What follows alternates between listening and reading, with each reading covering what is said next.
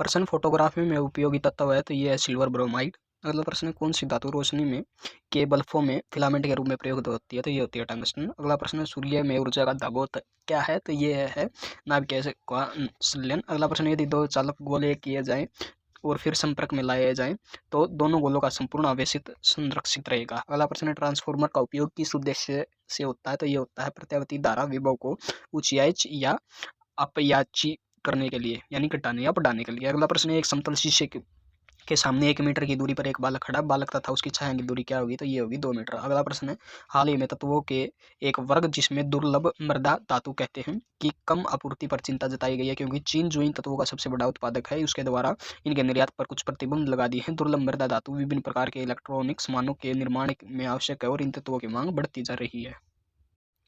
प्रश्न मिट्टी के घड़े में निम्न में से किस क्रिया के कारण जल ठंडा रहता है तो वाष्पीकरण के कारण जल ठंडा रहता है। अगला प्रश्न माचिस बनाने में मुख्य वस्तुएं में किसका प्रयोग होता है तो ये लाल फास्फोरस का होता है। अगला प्रश्न सबसे कम वेवलेंथ तरंगदैर्घ्य वाला प्रकाश है तो यह है बैंगनी। अगला प्रश्न निम्न में से कौन सा रासायनिक प्रक्रिया का उदाहरण है तो यह है सब्जियों को पकाने पर उनका मुलायम हो जाना। अगला प्रश्न है एक तार में बहती विद्युत धारा या विभवांतर प्रत्येक को 2 गुना बढ़ा दिया जाए तो विद्युत शक्ति क्या होगी 4 गुना बढ़ जाएगी। अगला प्रश्न है घर की सुरक्षित विद्युत सप्लाई के लिए उपयोग में आने वाला फ्यूज तार जिस धातु का बना होता है उसका गलनांक ज्यादा होता है लेकिन प्रतिरोध अधिक होता है, गलनांक कम होता है।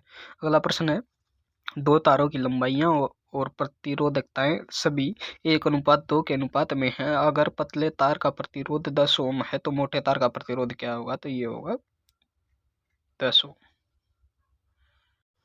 प्रश्न गॉड पार्टिकल है तो यह है हिग्स बोसान। अगला प्रश्न वह युक्ति कौन सी है जो हमारे टीवी सेट कंप्यूटर और रेडियो सेट में विद्युत आवेश के संग्रहण के लिए प्रयुक्त होती है तो इसे कहते हैं संधारित्र। अगला प्रश्न है विद्युत बल्ब का तंतु किससे बना होता है तो यह बना होता है टंगस्टन से।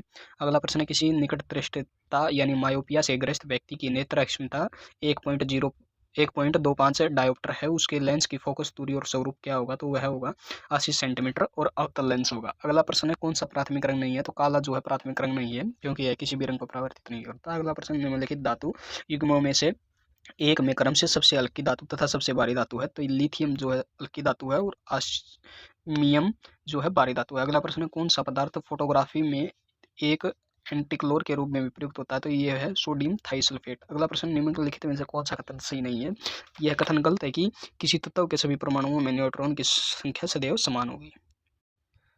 प्रश्न हाइड्रोजन बम किस सिद्धांत पर आधारित है तो यह है अनियंत्रित संलयन अभिक्रिया पर। अगला प्रश्न कौन सी धातु चाकू से काटी जा सकती है तो यह है सोडियम। अगला प्रश्न ऐसे परमाणु जिनमें प्रोटॉनों की संख्या समान होती है परंतु न्यूट्रॉनों की संख्या भिन्न होती है क्या कहलाते हैं तो ये कहलाते हैं समस्थानिक यानी आइसोटोप। अगला प्रश्न है जब ताप दीप्त विद्युत बल्ब दीप्तिमान होता है तब विद्युत ऊर्जा आंशिक रूप से प्रकाश ऊर्जा में और आंशिक रूप से ताप ऊर्जा में परिवर्तित होती है। अगला प्रश्न यदि 60 वाट का बल्ब प्रतिदिन 5 घंटे प्रयोग किया जाता है तो 30 दिन में कितने यूनिट बिजली खर्च होगी तो ये होगी 9 यूनिट। अगला प्रश्न ट्रांसफार्मर प्रयुक्त होते हैं एसी वोल्टेज का उपचयन या अपचयन करने के लिए।